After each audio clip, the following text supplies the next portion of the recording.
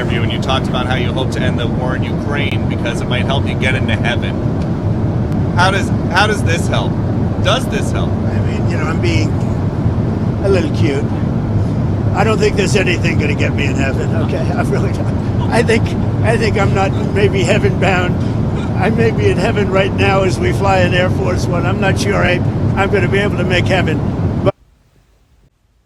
So let me get this straight. It costs $75 billion to get free college, $33.7 billion to end homelessness, and $25 billion to end hunger. But we gave $300 billion to Israel. So let me break this down. $133.7 billion is all it takes for free college, homelessness to be gone, and hunger to be ended. But we gave $300 billion to Israel. And people say Israel is our greatest ally, but it's really starting to seem that it's our greatest leech, bleeding us dry. And one of the most disgusting things we do in America is we charge children for lunch at school. I was one of the kids that had to get the free lunch, where you get the brown bag, everybody sees it, everybody makes fun of you for it. We charge children for food when they're hungry at school. And anybody who is willing to capitalize on hungry children is pure evil. And most of America looks like a third world country, and I'm sorry to break it to you guys, but it does. In the West and in America, we think all these little countries are just like starving to death and have no water and all kinds of crazy propaganda that they feed us. But whenever you drive through America, most of it is empty. And the towns you run through literally look like a third world country. It's no different. And in America, we always say like, oh, we're the freest country, we're the greatest. Well, we're not the freest. They say we're the freest just because we have what? Democracy? Like, who doesn't have democracy nowadays? Like North Korea. Everybody has democracy. And it says America's number one. The only thing we're number one on is the most incarcerated people per capita. We have more of our population in prison than anybody else. And all of this can go away if we just cut ties with Israel. The United States of America is Israel's bitch. Okay? And I will not back down to say that. It is truth, it is fact, and that is exactly the things that I endorse in this platform. While prices are climbing and homelessness is on the rise, our taxes are going straight to the pockets of Israel's government, funding the genocide happening over at Gaza. And I will repeat myself because I'm not afraid of the people who run and fund this platform. Okay, I know exactly who you are, but I will say it proudly. What is going on over at Gaza is no longer a war. It never was a war. It is an ethnic cleansing that has been planned for years by both the Israeli government and the U.S. government. And because on this platform I preach the truth, the whole truth, the unbiased truth, the full truth, regardless of whatever side I stand on, to my fellow Christians, if you are endorsing this, let it be known that you are endorsing something that Jesus Christ would have never. My 16-year-old sister, mind you, said this to me the other day, and it stuck with me. Modern day Israel would have crucified Jesus. We're going to make sure that the Middle East is going to be a safe and secure place. It's a very important place in the world, means so much. There were so many people who said the Middle East, and this has been going for many, many decades. I've read it many times, that World War III will begin in the Middle East. It's not going to happen. That's not going to happen. There was a time that you would have thought it could have, but it's not going to happen. There won't be World War III, hopefully at all. But it's not going to start in the Middle East. We're not going to have a World War III if we're smart. There'll never be a World War III. Our work begins right here and right now from Christopher Columbus and some hidden history from the International Jew by Henry Ford. Did you know in 1492 more than 300,000 Jews were expelled from Spain and came to America? Then it gets a little deeper when you find out who owns all the social media, and then who also owns the tobacco industry, the cotton industry, the banking industry, the theater, the newspaper, the radio, and then we can clearly see who owns the government as well. Now someone's going to come in there and say, oh, this is anti-Semitic. That's the same thing you always hear, so that you don't question what's actually happening in your country. It gets deeper when you find out that the pioneers of LGBTQ45, same people. And a lot of people don't know this is going on because these people are always changing their names. Phoenicians, Venetians, Khazarians, Bolsheviks, Zionists, Communists, and it goes on. And someone's going to ask, why were they changing their names? Well, because if you tracked it back to slavery and you found out who actually brought the slaves, it kind of gives you a different story. really gives you a different story, that's for sure. Then it gets deeper when you find out who did the first plastic surgeries, so that people can blend in. Then it gets deeper when you talk about Palestine and the takeover of that with the Rothschilds. Same people. And the whole Palestine thing connects back to the Rothschilds, who were the bankers who then control everything, including the schools. And this is why in school, things like reading the Bible, praying, celebrating Christmas, gotta get rid of all that. Then it gets deeper when you find out who brought in all the liquor and all the drugs, and also made people into drunks during the Great Depression, because the same people caused the Great Depression. And this book was written in 1921, so we have been hijacked for a long period of time, especially when all the media and the newspapers and the radios are owned by a small group of people who control everything, kind of like what we see today.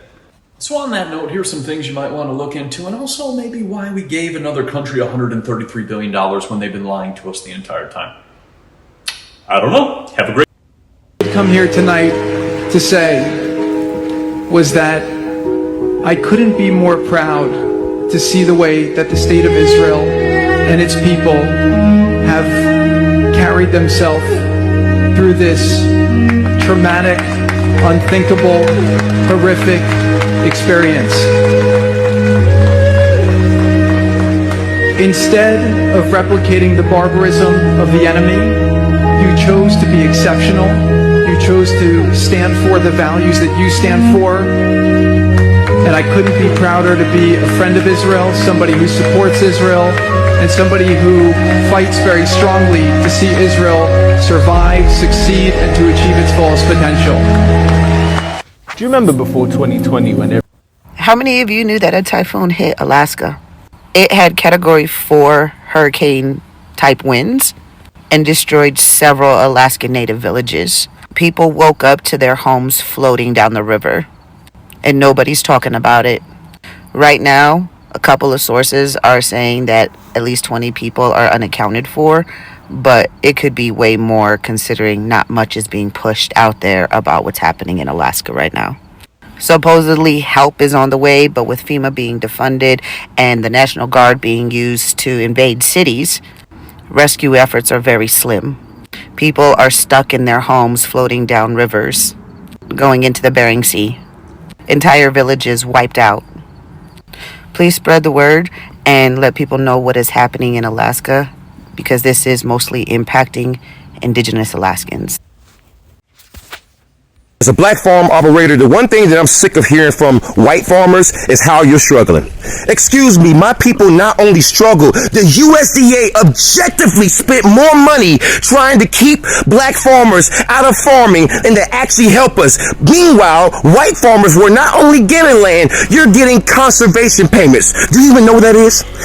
The white farmers and their families for generations were given land, and they will be paid to not farm that land. Because it's for conservation, it's for environmentalism. The same white MAGA farmers who vote against climate change initiatives, who vote in favor of policies that harm the environment, are now the same crybaby bitches who are crying about them not getting conservation payments. Excuse me, you don't even believe in environmentalism, but you want payments for not farming your own land. You want payments for not working your land. You want payments for being lazy. You want payments for being white.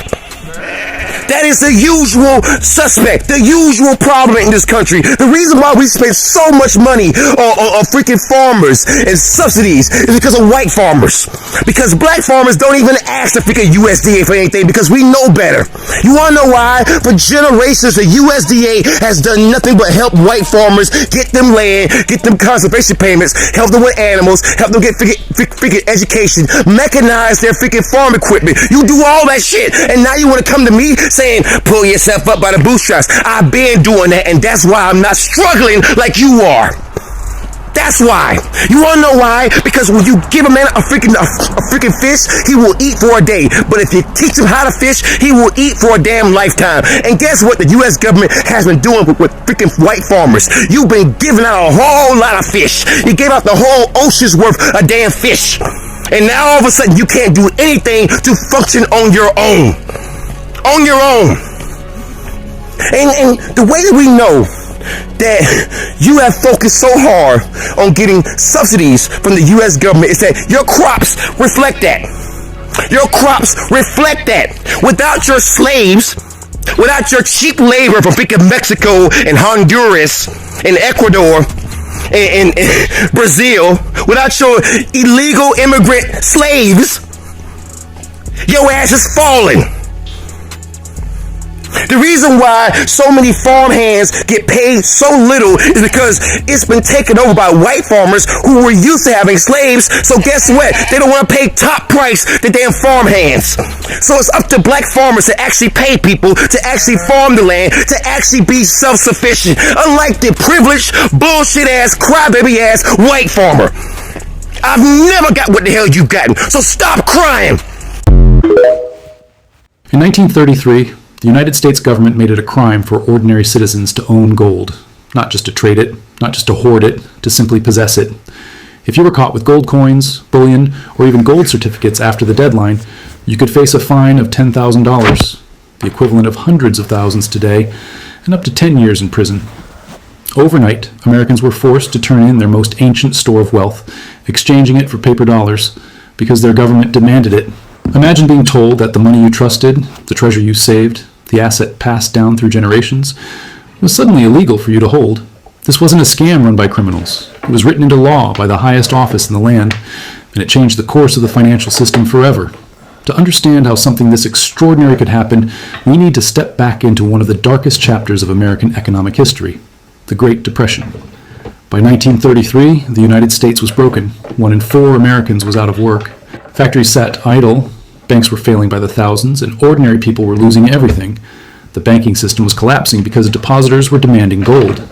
At that time, the dollar was backed by gold under the classical gold standard. Every paper dollar could, in theory, be exchanged for a fixed amount of gold, $20.67 per ounce. When confidence cracked, people rushed to withdraw actual gold, draining reserves and threatening to bring the entire financial system down. Enter Franklin Delano Roosevelt. Sworn in as president in March 1933, he faced an economy in free fall and a financial system on the brink of collapse. He needed a bold solution, something radical enough to stop the panic. That solution came less than a month later. On April 5, 1933, Roosevelt signed Executive Order 6102. The order made it illegal for private citizens to own most forms of gold. People had until the end of April to surrender their gold to the Federal Reserve or a member bank. In return, they would be paid in paper dollars at the fixed price of $20.67 per ounce. On paper, the government claimed this was necessary to stabilize the banking system, to prevent hoarding, and to give the Federal Reserve the ability to expand the money supply. In reality, it was one of the largest forced transfers of wealth in modern history. Americans dutifully lined up to hand over their coins, their bars, even family heirlooms, under threat of punishment. Some resisted, hiding gold in basements, burying it in fields, or melting it down into jewelry. But most complied, because the penalties were too severe to risk. Here's the part that stings. After collecting the gold, the government didn't just sit on it. In January 1934, less than a year later, the Gold Reserve Act revalued gold from $20.67 per ounce to $35. This single stroke devalued the dollar by 40%. The government had just confiscated gold from its citizens at the old price, only to immediately raise its official value. In other words, the people handed over their wealth and the government pocketed the instant profit. This wasn't a minor policy tweak. It was a deliberate reset of the rules of money. By seizing gold and devaluing the dollar, the Roosevelt administration gave itself the power to inflate the money supply far beyond what the gold standard had previously allowed. It allowed the government to spend more, borrow more, and launch the New Deal programs that would define the era. For the banks, it was salvation. The gold they now held through the Federal Reserve gave confidence back to the financial system. For the government, it was control, but for ordinary Americans, it was theft dressed up as law. Let's pause here to make this personal. Imagine your grandparents saving gold coins over a lifetime. Suddenly, the government declares them illegal, forces them to hand them over at a fixed price, then immediately revalues the gold higher. Your family loses, the government gains, and there's nothing you can do about it. That's not hypothetical. That's what happened to millions of Americans in 1933. The move was controversial even then. Lawsuits reached the Supreme Court in what became known as the Gold Clause cases. Many contracts at the time were written in gold clauses, promises to repay debts in gold rather than in paper currency, as a hedge against inflation. By seizing gold and devaluing the dollar, the government had effectively voided those contracts. Creditors sued, arguing that the government was trampling private agreements and confiscating property. In 1935, the Supreme Court narrowly upheld Roosevelt's actions by a single vote. The ruling set a chilling precedent. In times of crisis, the government could rewrite the rules of money, override private contracts, and seize wealth in the name of national interest. And here's the deeper truth. This wasn't just about saving banks. It was about breaking the gold standard itself. By taking control of gold and removing it from private hands, Roosevelt severed the most direct link between citizens and hard money. Paper dollars became the only legal currency, backed not by a promise of redemption, but by government decree. The financial system had entered a new era, one where trust in gold was replaced by trust in authority. So who really benefited from America's gold confiscation? The government, first and foremost. By seizing gold and then revaluing it, Washington instantly boosted the value of its reserves by billions of dollars. This wasn't small change. It gave Roosevelt the ability to finance ambitious New Deal programs, to expand public spending, and to stabilize the banking system without having to raise taxes dramatically in the middle of a depression. It was a masterstroke of financial engineering, and a blow to the principle of private property. The banks were next in line to benefit. By transferring citizens' gold into the vaults of the Federal Reserve, the government effectively guaranteed the stability of the banking sector. Confidence, once shattered by bank runs, could be restored. The public was told this was all in the name of saving the economy.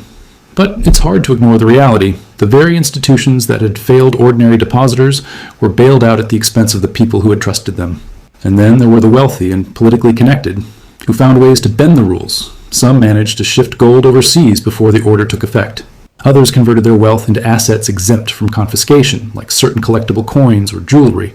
Ordinary citizens, meanwhile, had no such options. They complied, or they risked prison. The result was a transfer of wealth upward, away from households, and into the hands of the state and the elite. What about the losers? That part is obvious. Millions of Americans who had saved in gold, who believed they were holding something tangible, something safe, discovered that their safety net could vanish overnight. Their gold was taken, exchanged for paper dollars that immediately lost value when the dollar was devalued. Those who trusted the system most lost the most. And what they learned, painfully, was that the rules of money are not fixed. They can be rewritten in an instant with the stroke of a pen. Now fast forward to the present.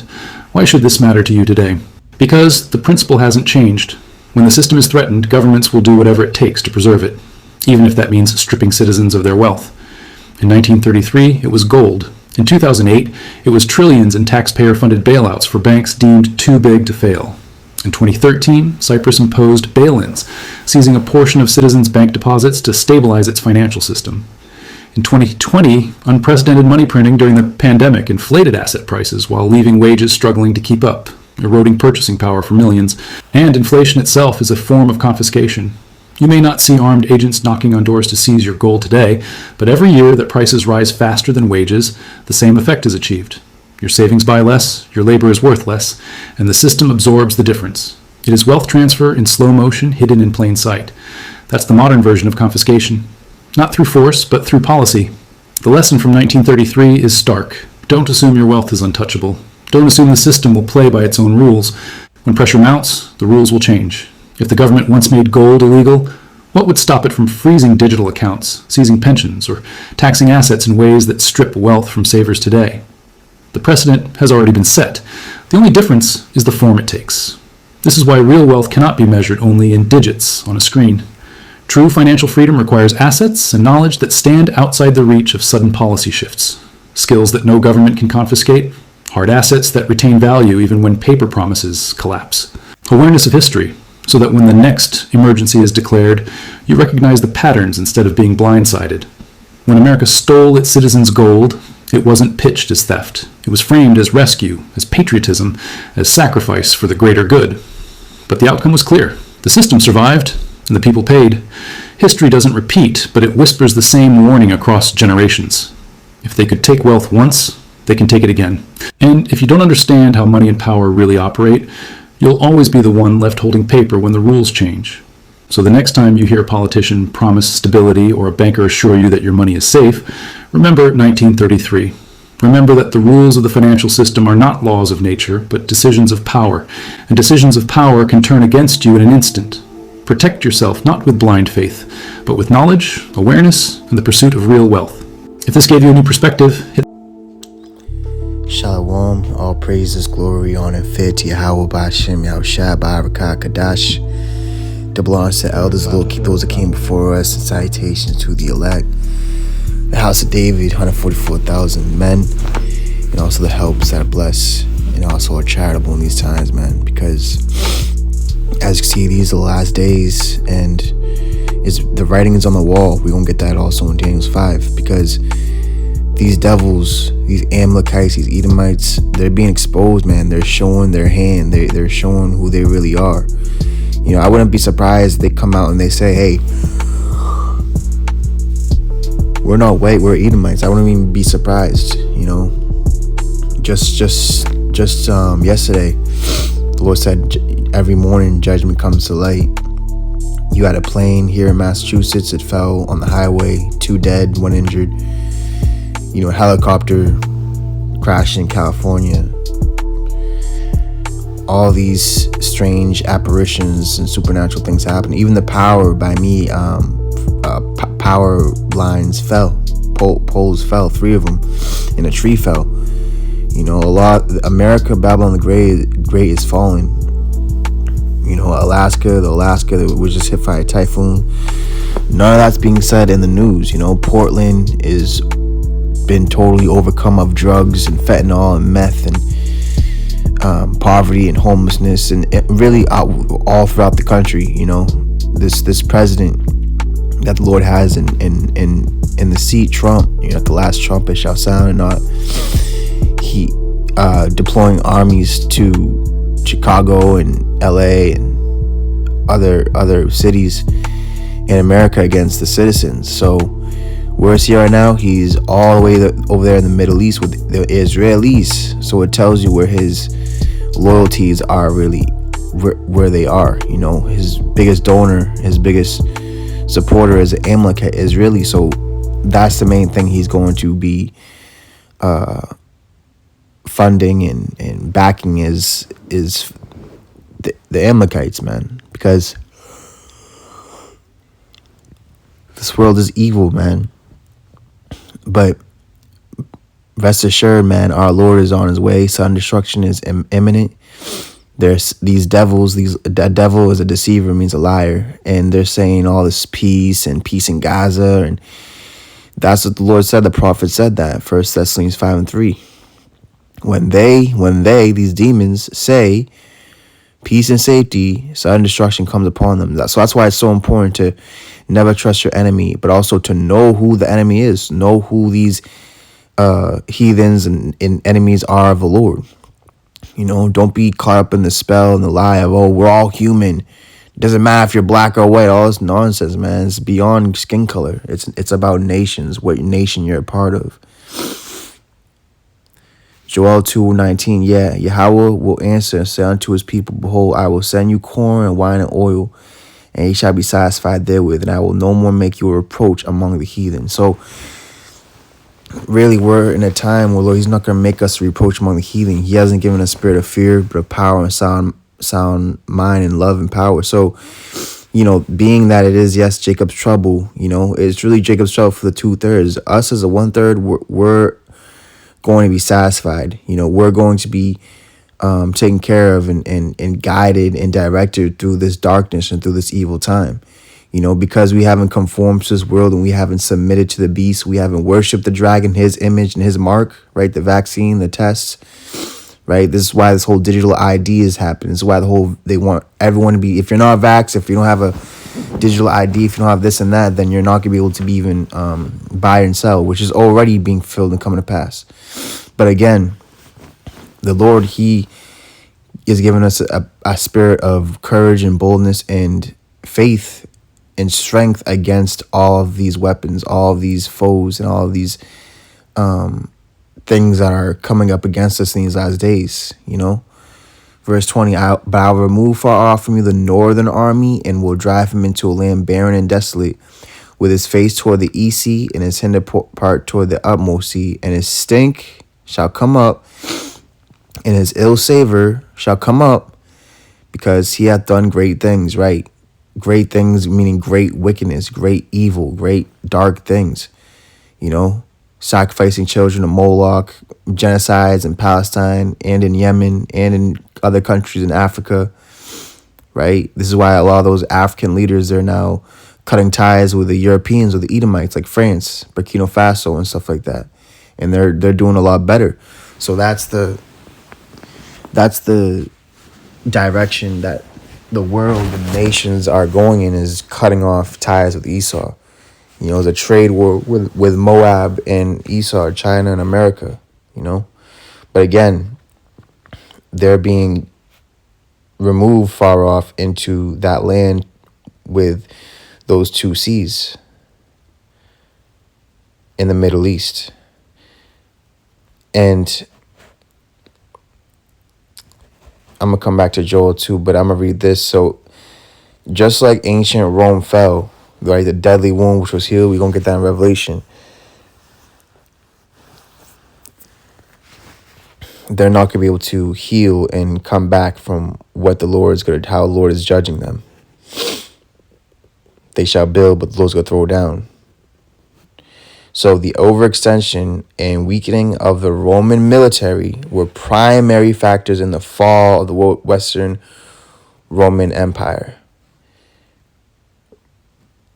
A vast overstretched territory and a string of costly civil wars depleted imperial resources and created a vulnerability that external invaders exploited. And now in America, Babylon, you have a bunch of Muslim population increasing, like Islam and stuff like that.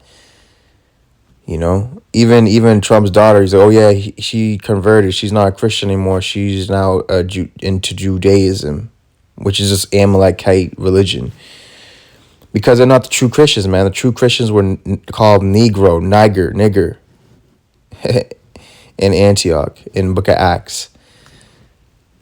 You know, so everyone's returned to their own nation. Everyone's realizing who they really are. That's what this truth, that's what this word, that's what the Lord is doing in these last days. Joel 2:21 says, fear not, O land, be glad and rejoice, for the Lord will do great things. So Lord is telling us to rejoice, is to be glad. Our redemption is nigh.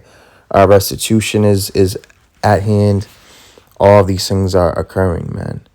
But again, their stink, Edomites, their stink is coming up, meaning like what savor they give, what smell, what scent they have. You know what I'm saying? They have a nasty smell. They have a nasty vibration, right? A foul odor, a stench.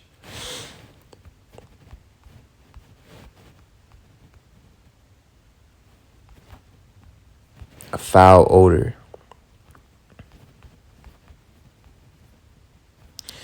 So this is Revelation 13:3, and I saw one of his heads as it were wounded to death, and his deadly wound was healed, and all the world wondered after the beast.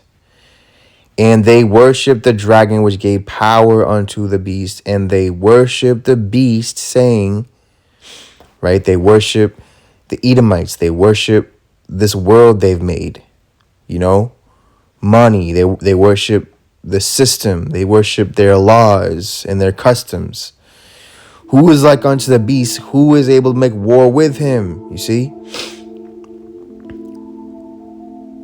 So they look up to these Edomites and their countries and so on, like they're God, like they're the best thing, like they're the best thing ever, right? But being that they are saying peace now in Gaza and everything, and peace in the world, it's a telltale sign that they don't want no smoke with the Lord, you know. And we're gonna get that as well. But let's go to the prophecies. Let's go to Ezekiel 39, because this is a part of their stink coming up. Their stink and their foul odor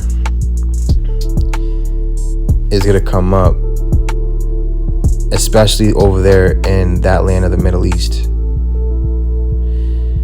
So this is Ezekiel 39 in verse 14, and this is a future prophecy after all is said and done, after all this Third World War really blows out, Armageddon and Yehoshaphat, the Valley of Yehoshaphat, and the nuclear missiles. Because just you have Russia making a point saying that, you know, if America gives weapons to Ukraine, that it's going to be World War III. That's what Russia just said. That's what Putin just said. Let me get it word for word. I don't want to butcher it. Yep, and just like we just said, right? France evacuated Madagascar's president Rajoelina with military aircraft. France loses another colony in Africa, right? They're losing their grip over the world. They're fleeing. They're having to run away. They're like a vagabond.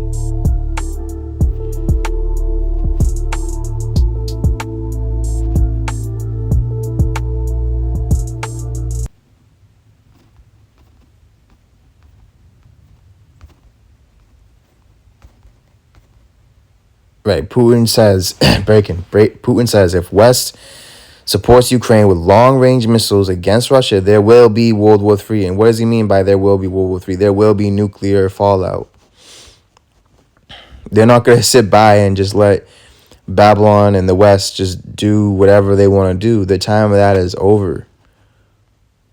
And Esau and the wicked, they're so proud and fat that they don't even realize that they're heading right towards the trap, the snare that's laid for them in the way, like it says in Job. So this is Ezekiel 39:14. And they shall sever out men of continual employment, passing through the land, to bury with the passengers those that remain upon the face of the earth, to cleanse it. After the end of 7 months shall they search. And the passengers that pass through the land, when any seeth a man's bone, then shall he set up a sign by it till the buriers have buried it in the valley of Hamongog. And also the name of the city shall be Hamona. Thus shall they cleanse the land. Heavy. So when you go into this word Hamona and Hamongog, these lands, right? When you look it up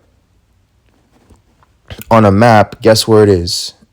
You guessed right. It's right there in the land of Israel. It's right there in the Middle East. It's right there by the Dead Sea, you see?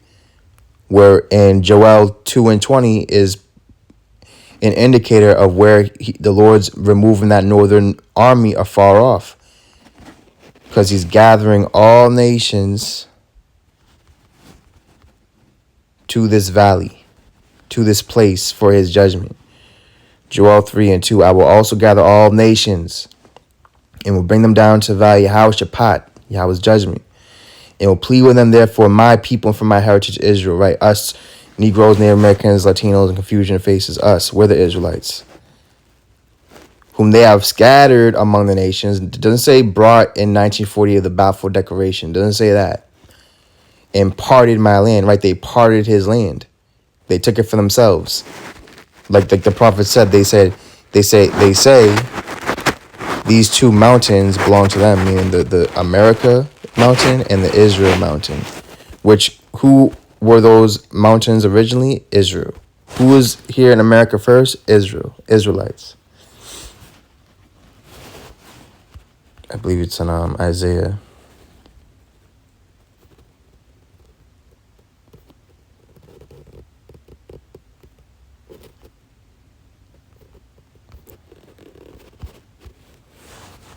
But they say these two mountains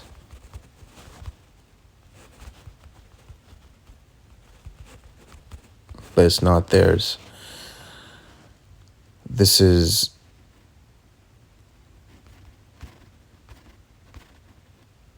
if you can put it on the comp board if you find it. It's not coming up for me right now, but getting to the next precept. This is a part of their stink coming up. And guess who's gonna be doing this in continual employment of burying dead bodies and burying all the bones once the Lord is all said and done. The slain of the Lord is many. It's gonna be you Edomites. It's gonna be you're gonna have to clean up your own mess. It's gonna be beautiful, man. It's gonna be heavy. Psalms 10 and verse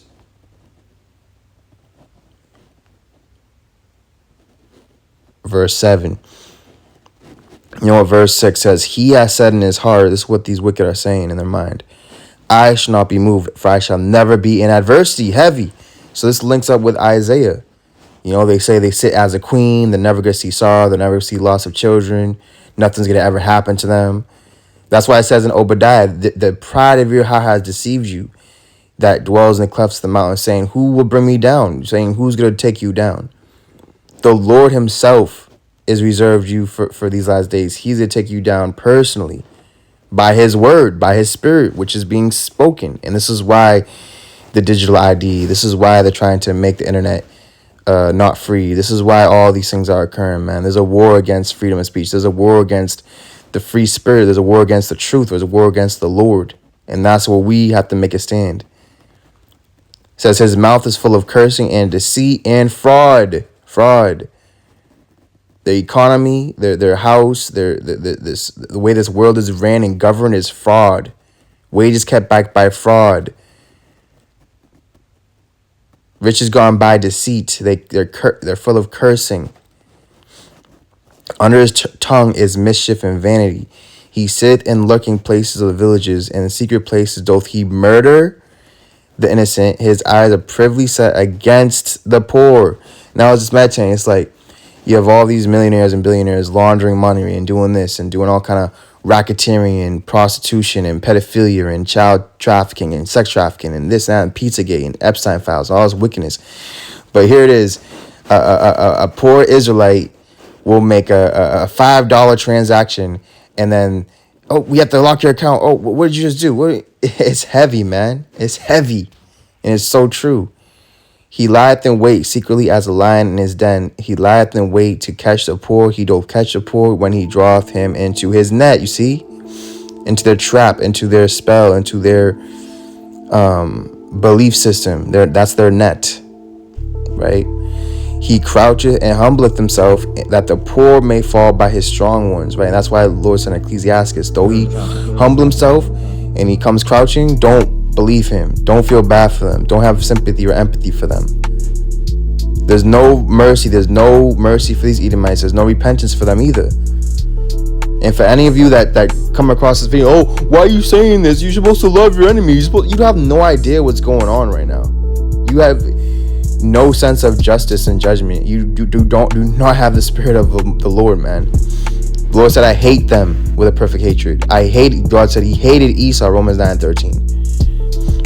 James said in the Psalms, I hate them that hate thee, O Lord, with a perfect hatred. I count them my enemy. So if you're a friend of this world, you're enemy with God. That's what's coming down to. And everyone's choosing their sides, man. You know? He hath said in his heart, God hath forgotten, he hide his face, he will never see. Arise, O Yahweh, O God, lift up thy hand, forget not the humble, right? So part of the Lord lifting up his hand is lifting us up. We're the hand of God. We're his battle axe and weapon of war. We're part of his arm. That's why we don't have the mark of the beast in our arm vaccine. And we advise everyone not to get it. And if you did get it, to repent and confess that you were wrong, man. And you were deceived by their sorcery, pharmacy. And the reason we're speaking loud, looks like the voice of the angel, Revelation, was speaking loud, is because it's the truth, man.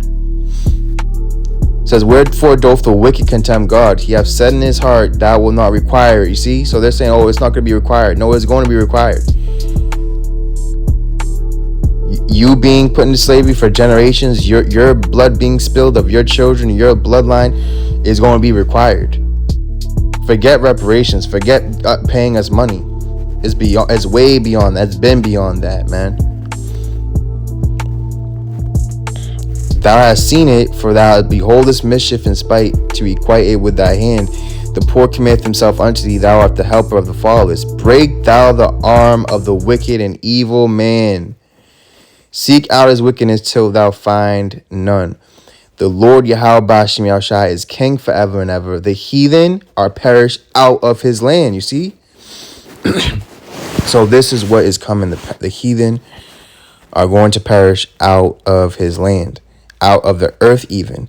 So them saying peace and safety, sudden destruction is coming. They're not going to be able to escape. 1 Thessalonians 5:1, brethren, but of the times and seasons, brethren, ye have no need that I write unto you, for yourselves know perfectly that the day of Yahweh shall come as a thief in the night. So this is what you need to be expecting in this time right now. Not, oh, we still have to wait till the RFID chip. Oh, we still have to wait until The nuclear missile. What do you mean? Wait until a nuclear missile gets shot or blows up. By then it's gonna be too late. It's gonna be no time to repent. It's gonna be no. That's why the Lord says, "Seek His face while He may be found, before the evil day draws nigh. When you will not be found of Him." You see. So Trump going over there to Israel is symbolic of them like feasting over Molech. You know, murdering innocents and murdering innocent people and children and all this wickedness, and they're drinking and they're eating and they're fat and they're proud and they're laughing. But guess what? This is their last moments, man. That's why the prophets and Lamentations, rejoice and be glad, daughter of Edom, you know, for the cup shall be turned to you. So this is Daniel's 5 and verse 3. Then they brought golden vessels that were taken out of the temple of the house of God, which was at Jerusalem, and the king and his princes and his wives and concubines drank in them. They drank wine and praised the gods of gold, of silver, of brass, iron, wood, and stone. This is what they do. This is what they're doing now too. You know? And that's why I put that introduction with this lesson, how the whole gold reserve, where they took all the gold from people and gave them money in return. The same type of situations is happening now in this modern era, man. It's just, they just robbing people. They're making unrighteous decrees. They're changing laws. They're doing this. They're doing that. They're taking whatever little piece of wealth that you have, man, because they just can never have enough. They have more than the heart can wish. Because they're absolute abomin. They are the wicked the Bible speaks of, man. And they're unfit to rule. They can no longer rule anymore. The world is being destroyed. The world is being judged. The world is mourning right now because they are in rulership. And this is why it's time to cast them out and to rebuke them and reprove them sharply, man. And not hold back. So it says, verse 5, in the same hour came forth finger of a man's hand, and wrote over against the candlestick upon the placer of the wall of king's palace. And the king saw a part of the hand that wrote. Then the king's countenance was changed, and his thoughts troubled him, so that the joints of his loins were loose, and his knees smote one against another. Heavy.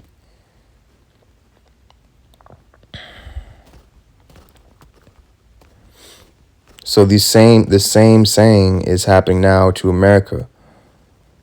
All right, and the only one that could translate it was what? Daniel, the prophet. You know, the Israelites that had the wisdom and understanding of what God's word is, what He writes. Daniel 5 and verse 24. Then was a part of the hand sent from him, and the writing was written. And this is the writing that was written. Mene, mene, tekel, parson. This is the interpretation of the thing. Mene, God hath numbered thy kingdom and finished it. Tekel, thou weighed and balances are found wanting. Perez, thy kingdom is divided and given to the Medes and Persians, right? The Iranians, so the modern day Iranians and the modern day Russians, right? This is who the kingdom's being given to.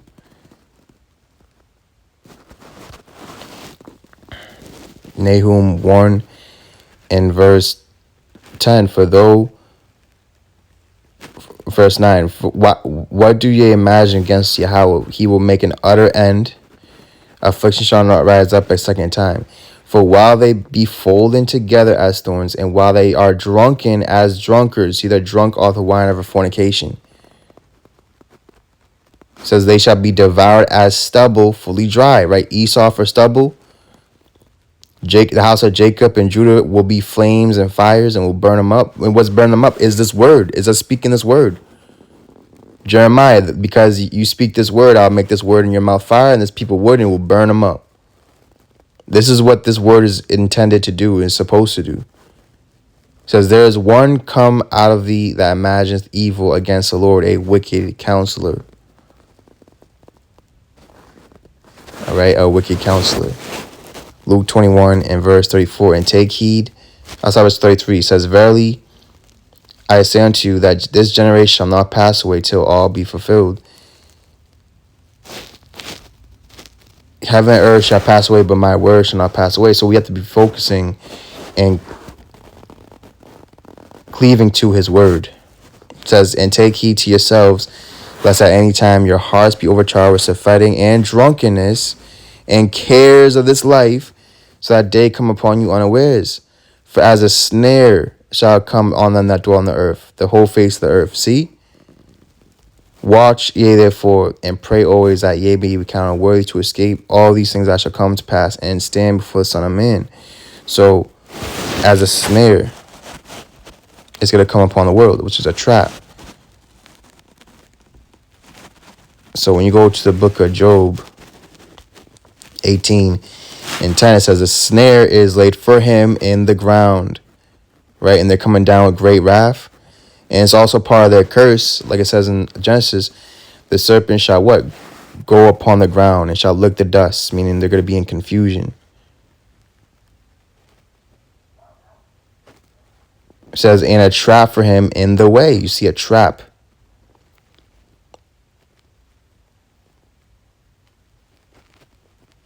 So here it is. They're trying to lay a snare and a trap with this whole digital ID, the vaccines, the mark of the beast, the sign of the third, for the righteous, for the poor, the meek.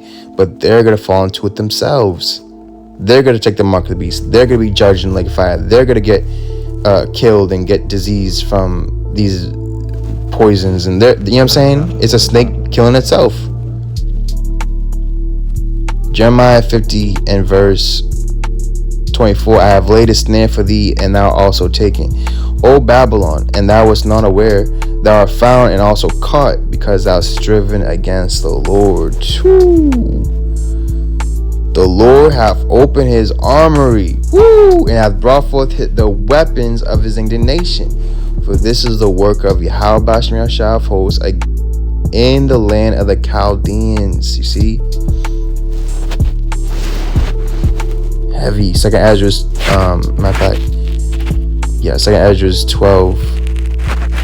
You know what? Let me get Second Ezra's 13 first, and then we'll go to 12. So the Second Ezra's 13 and verse 8 says, after this I beheld, and lo, all they which were gathered together, right? He's gathering all the nations. Joel 2. Were gathered together to subdue him, were so afraid, and yet durst fight. Right. So all these nations, they're actually afraid and terrified, but they're gonna have to fight. They're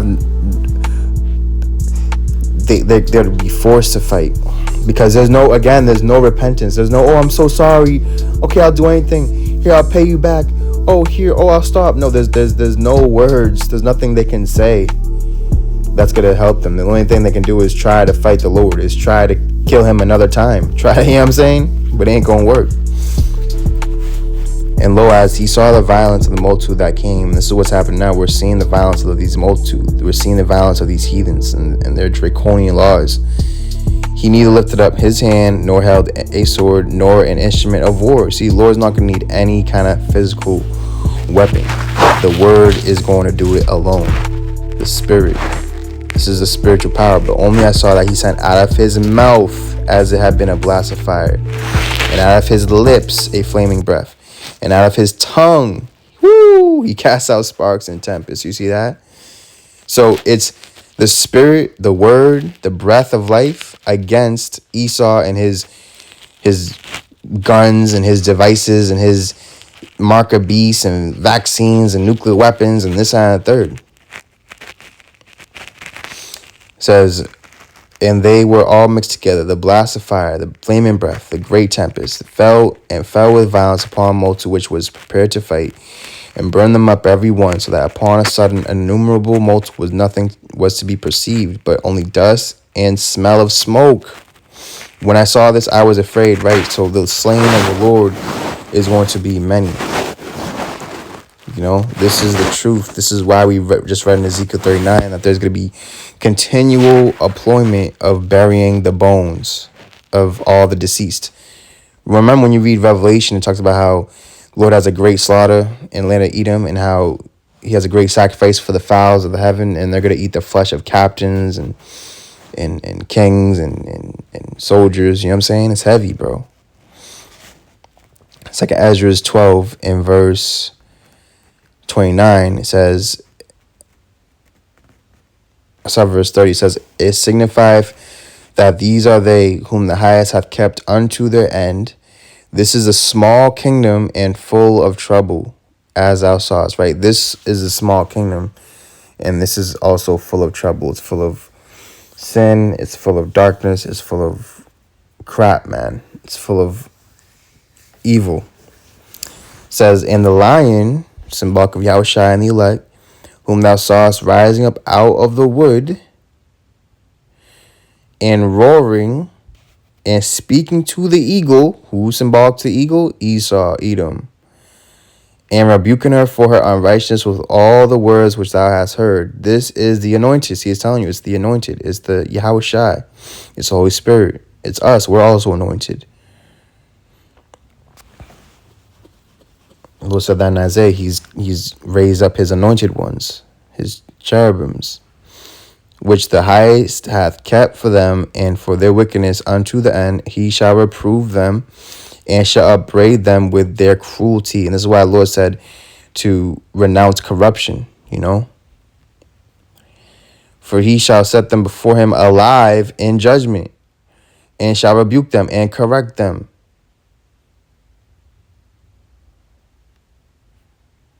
For the rest of my people shall he deliver with mercy, those that have been pressed upon my borders, and he shall make them joyful until the coming of the day of judgment. You see? So we're joyful. We're excited. Lord said, let the saints be loud upon their beds, let them shout for joy.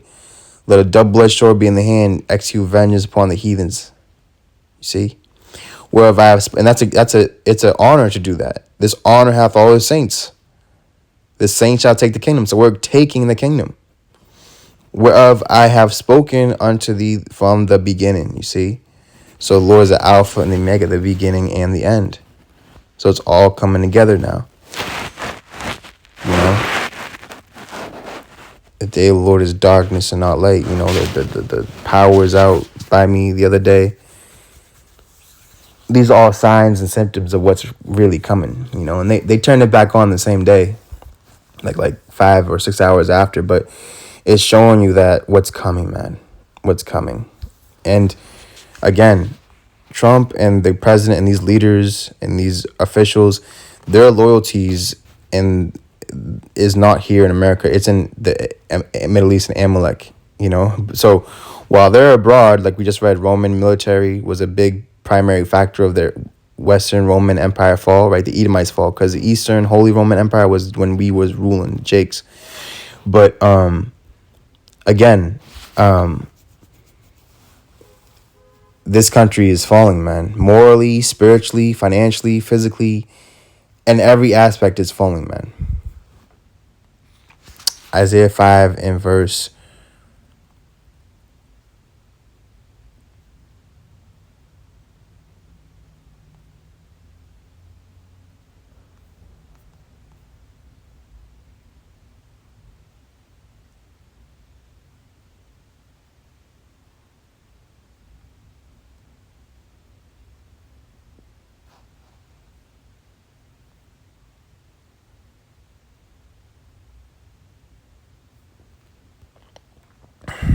let's go to Joel 1 and verse 15. It says, alas, for the day of Yahweh is at hand, and as a destruction, see, sudden destruction, from the Almighty shall it come.